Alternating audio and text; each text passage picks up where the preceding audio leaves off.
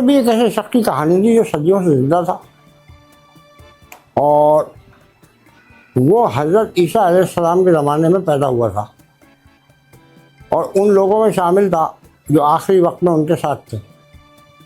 ये एक अंग्रेज़ मुसन्निफ़ का आइडिया था और उसने इस पर नावल लिखा। खासा बड़ा तवील नावल था। वो नावल पता नहीं किस ज़रिए से खान असद के हाथ आ गया था और उन्होंने उसको शाया किया और उस पर ये नोट लगा दिया, असली सदियों का बेटा ये है। और उन्होंने ये भी इल्ज़ाम लगाया अहमद राहत पर कि इसी नावल से आइडिया लेकर सदियों का बेटा शुरू की है अहमद राहत ने जासूसी डाइजेस्ट में। इस पर खासी बरहमी हुई और जासूसी डाइजेस्ट के अंदर अहमद राहत साहब का एक नोट लगा और एक दूसरे को तंज वगैरह और सब किया गया। खान ने भी इधर से गोलाबारी की। खान साहब गुस्से के बहुत तेज़ आदमी थे, पठान आदमी थे। उधर से अहमद राहत ने भी लिखा। तो किस्सा मुख्तसर ये कि उसमें एक सिलसिला ये भी चल रहा था और भी कई सिलसिले थे। तो अब वो उनके लिखने वाले गायब हो गए थे, उन्हें जमा करना। तो उसी में एक सिलसिला था अप्सरा बिल्कुल, अप्सरा के नाम से। उसे लिखने वाले भी गायब हो गए थे। तो खान साहब ने मुझसे कहा कि यार क्या करें, ये मावराई कहानी थी वो जी। तो मैं खान साहब मावराई कहानी लिखना भी मुश्किल काम है, तो बहुत आसान काम, मैं लिख दूंगा। तो मेरी शक्ल देखने लगे, यार तुम लिखोगे? मैंने कहा मावराई कहानी लिखना तो बहुत आसान काम है, कहीं पे भी कुछ जिन पैदा कर लो, भूत पैदा कर लो, ये कर लो, वो कर लो, और बस हो गया काम। सारे चमत्कार दिखाते रहो, जादुई तिलिस्माती। मैंने वो अप्सरा की कहानी लिखना शुरू कर दी। अच्छा। लेकिन बदकिस्मती ये हुई कि उसके बाद दास्तान डाइजेस्ट चल नहीं सका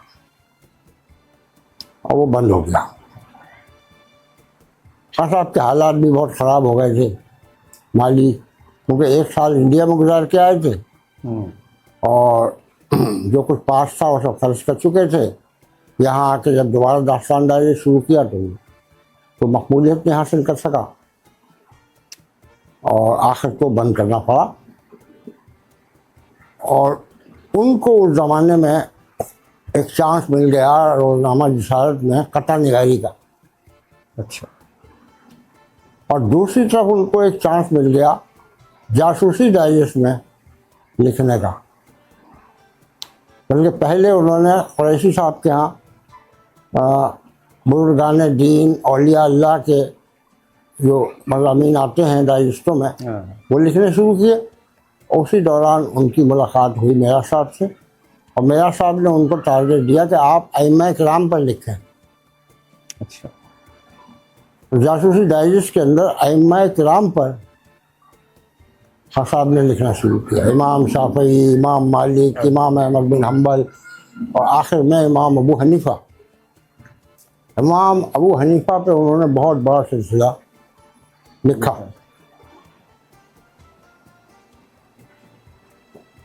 तो वहाँ जासूसी डाइजेस्ट में एक जॉब खाली हुई।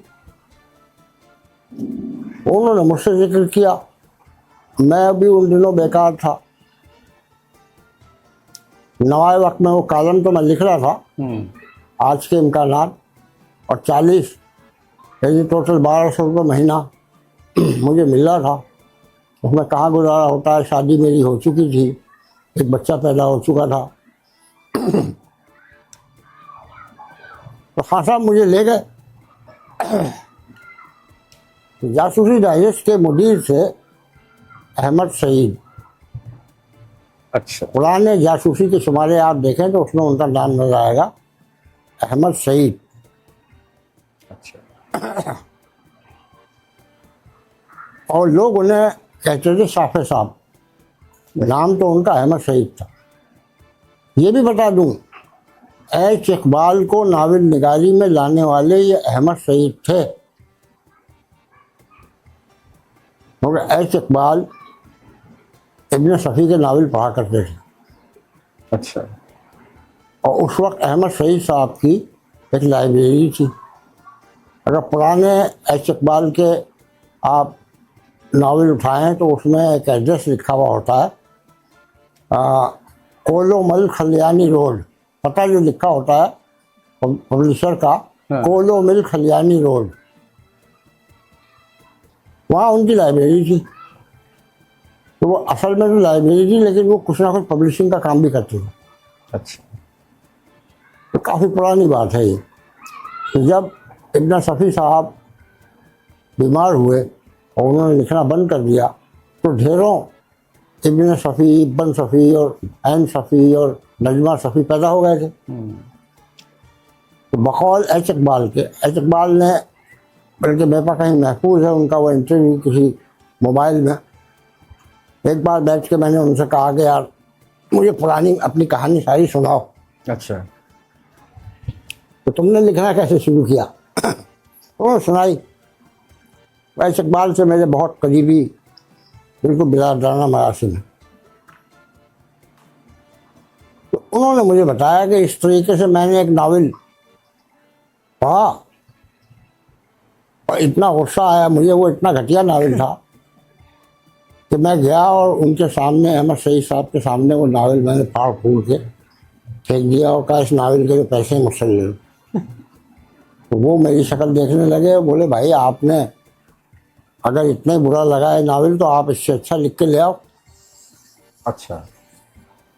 मैंने कहा लिख दूंगा। तो मैं गया तो मैंने 3-4 दिन में एक नावल लिखा और ले जाके उनको अहमद सईद को दे दिया कि ये लो। तो फिर मेरी शक्ल देखने लगे, हैरान हुए और कहने लगे ठीक है आपको मैं 1-2 दिन में बताऊंगा, मैं पढ़ लूँ। जब उन्होंने पढ़ लिया तो इकबाल साहब से कहा कि आप और लिखें, और वो पहला नावल था जो उन्होंने छापा। और उसके बाद काफ़ी अर्से तक ऐश इकबाल के नावल वही छापते रहे। तावक्तिक जासूसी डाइजेस्ट नहीं निकला। फिर बाद में वो अहमद सईद से भी अलग हो गए, अपने खुद छापने लगे। और फिर जब जासूसी डाइजेस्ट निकला तो ऐश इकबाल पहले मुदीर थे जासूसी डाइजेस्ट के। हाँ? पता है आपको ये बात? नहीं, मुझे नहीं मालूम। ऐश इकबाल मुदीर थे। ऐश इकबाल, अकलीम अलीम और अहमद राहत, इन 3 आदमियों का नाम इब्तिदाई जासूसी डाइजेस्ट के शुमारों में मौजूद है। मुदीर आला मिराज रसूल और मुदीर मुआविन, ये 3 आदमी थे। और बल्कि ऑल इन ऑल ऐश इकबाल थे। वो भी एक लंबी कहानी है कि किस तरह ऐश इकबाल को मेरा साथ लेकर आए और कैसे उनकी बात हुई और क्या कुछ हुआ। थोड़ा सा रहे वो और उसके बाद अलग हो गए। वो अलग होकर अपना पर्चा निकाल लिया, अलिफ लैला, वो अलग दास्तान। तो किस्सा मुख्तसर हम कहाँ भटक के चले गए। इस तरीके से वो अहमद सईद साहब के पास मुझे लेकर गए खान साहब और कहा भाई एक ऐसा बंदा, बल्कि इससे पहले, हाँ मुझे काम की तो ज़रूरत थी ना, इससे पहले खान साहब मुझे ले गए अजहर कलीम के पास नए उफ़क़ में। और अजहर कलीम से कहा भाई एक ऐसा बंदा तुमको ला दिया है मैंने जो तुम्हारी कहानियाँ लिखने में भी तुम सिलसिले लिखते हो मदद कर सकता है। अच्छा। उस वक्त वहाँ इकबाल भट्टी हुआ करते थे जो उनके असिस्टेंट थे अजहर कलीम के। तो मैंने 5 दिन वहाँ काम किया नए उफ़क़ में। 6ठे दिन खान साहब ने मुझसे आके कहा कि तुम छोड़ दो। मैं क्यों? बोले यार पैसे बहुत कम दे रहे हैं ये। मैं कितने दे रहा है? बोले कह रहे हैं 500 रुपये महीना देंगे। मैंने कहा यार मैं नाज़माबाद से मैकलोडगंज जाऊँ आऊँगा, खर्चा पानी, तो 500 रुपये में क्या होगा? बोले हाँ इसलिए मैं कह रहा हूँ छोड़ दो। मैं छोड़ दिया। तो उसके फौरी बाद जासूसी में जगह निकली तो वो मुझे अहमद सईद के पास ले गए।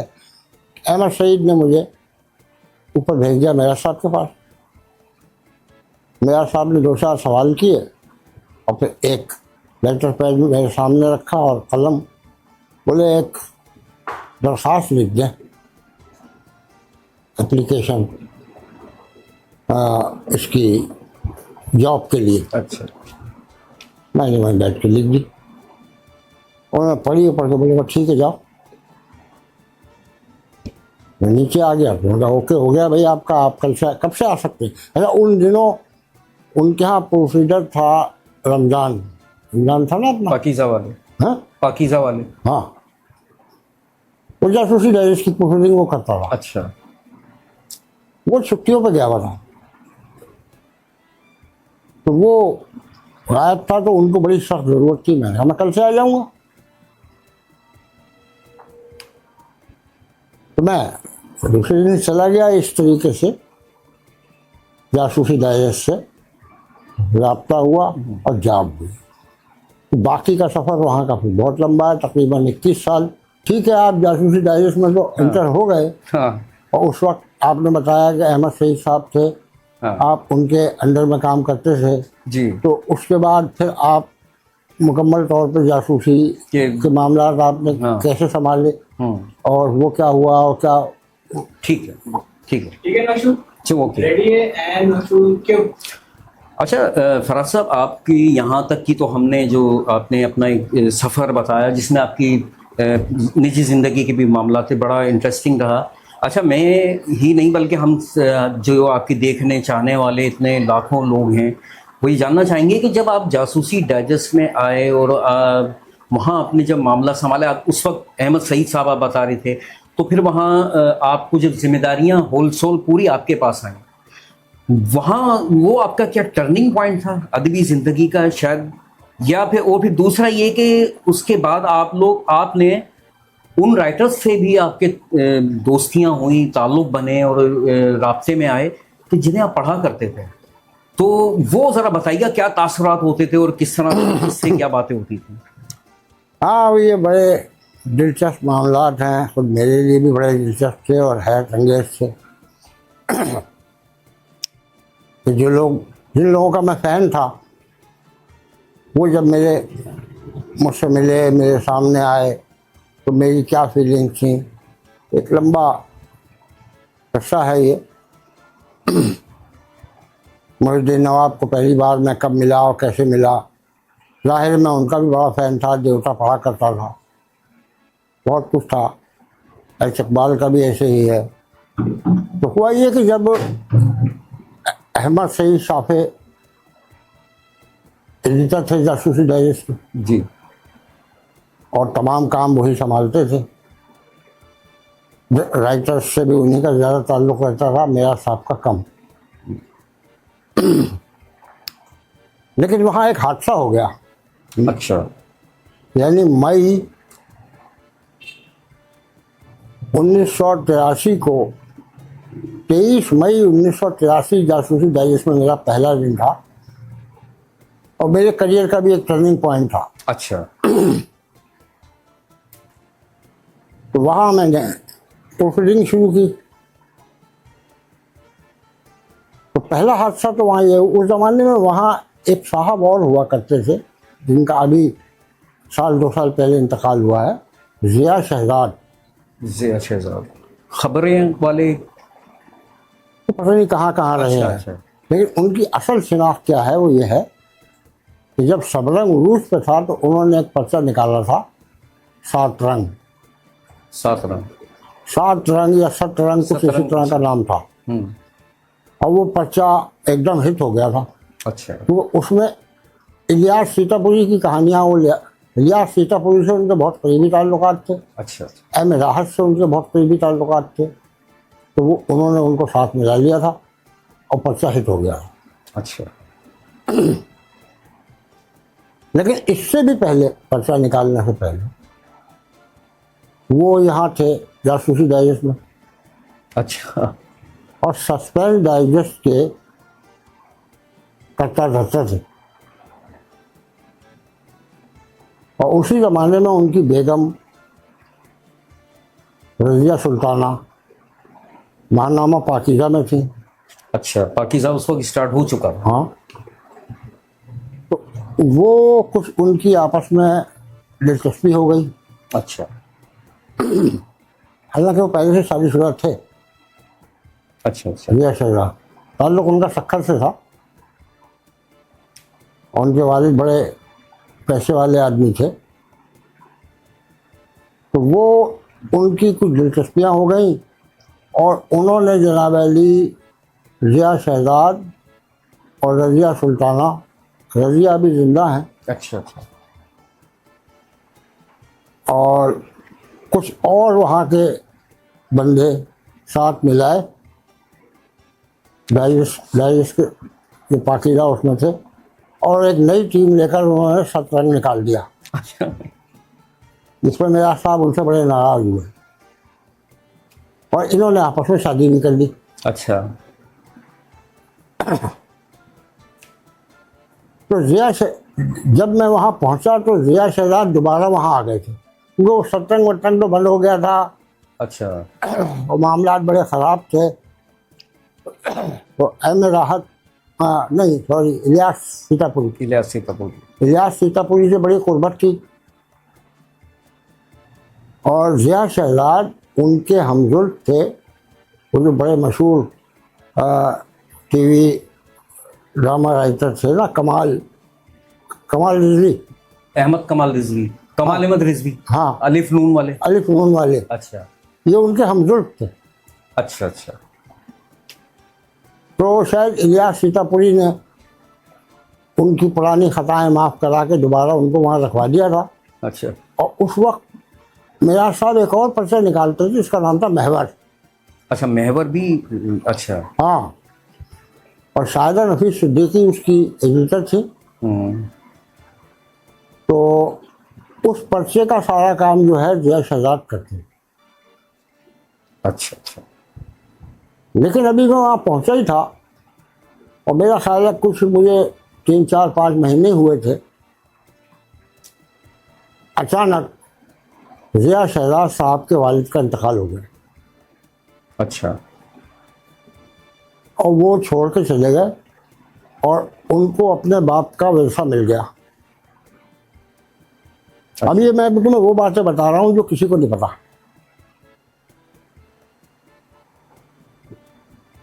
रिया शहजाद वहाँ मुतमईन नहीं थे जासूसी में। हाँ, क्योंकि उनको एक शाहजहां नफीस सिद्दीकी के असिस्टेंट के तौर पर बिठा दिया था, जबकि वो बड़े टैलेंटेड आदमी थे, अच्छा शायर भी थे, आर्टिस्ट भी थे, ओहो स्केचेस वगैरह बनाया करते थे, फिक्शन राइटर भी थे, अच्छा कहानियाँ लिखी उन्होंने, बहुत काम किया। फिर अपना पर्चा निकाला शतरंज और कि जो बड़ा मकबूल हो गया था शुरू में, लेकिन कुछ और हालात की खराबियों का सबब यही है कि वो कारोबारी आदमी नहीं थे।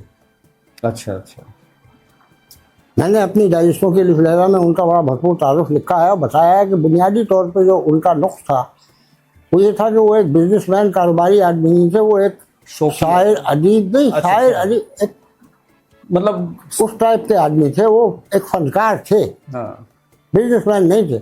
अच्छा, मतलब नफे नुकसान की कोई परवाह नहीं थी उनको, परवाह क्या नहीं। हो रहा है क्या हाँ, नहीं हो हाँ। रहा है। तो इसलिए वो पर्चा चला नहीं सके थे। अच्छा अब उन्हें दोबारा पर्चा निकालने की सूझी जब वालिद मरे और फिर पैसा आया तो उन्होंने मुझसे कहा कि यार मुझे कोई डिक्लेरेशन दिला दो। ये वही 83 की बात है अच्छा 83 या 84 के शुरू की बात होगी। तो खान साहब का दास्तान डाइजेस्ट बन पड़ा था अच्छा तो और खान साहब ने मुझसे कहा कि यार इसका क्या करूं, मैं तो अब जासूसी में वो लिख रहा हूँ अइम्मा पर। तो मैंने रिया शहजाद से कहा कि तुम ये दास्तान ले लो। अच्छा, इसका डिक्लेरेशन का अब मुझे नहीं मालूम कि कितने में सौदा हुआ उनका, क्योंकि मैंने दोनों का आमने सामने कर दिया था और फिर वो सौदा हो गया और रिया शहजाद ने दास्तान डाइजेस्ट खरीद लिया और फिर निकालना भी शुरू किया। तो ज़्यादा अर्से नहीं चला, बाद में एक और कोई साहब थे याकूब, उनको दे दिया इन्होंने मतलब कोई डाइजेस्ट भी जब उन्होंने खुद निकाला तो उसे कामयाब नहीं कर सके। तो रिया सजाद छोड़ के चले गए, महवर की जिम्मेदारियां भी मुझे दे दी गई। जासूसी की भी और महवर की भी, दोनों की आपके ऊपर? तो ये एक नया स्टेप था मेरे लिए, अच्छा। लेकिन ज़्यादा खुशकुन नहीं था। मेरी तनख्वाह में सिर्फ 100 रुपये का इजाफा किया गया। दूसरा पर्चा भी हवाले करके? वो सब करता रहता और फिर अहमद सही साबित। अच्छा अच्छा। फिर 84 में एक और हादसा हुआ, बड़ा हादसा जिसने पूरी काया पलट दी। हुआ ये कि जासूसी डाइजेस्ट में अहमद इकबाल की शिकारी चल रही थी, अच्छा। और वो ज़माना था ज़ियाउल हक साहब के उरूज का।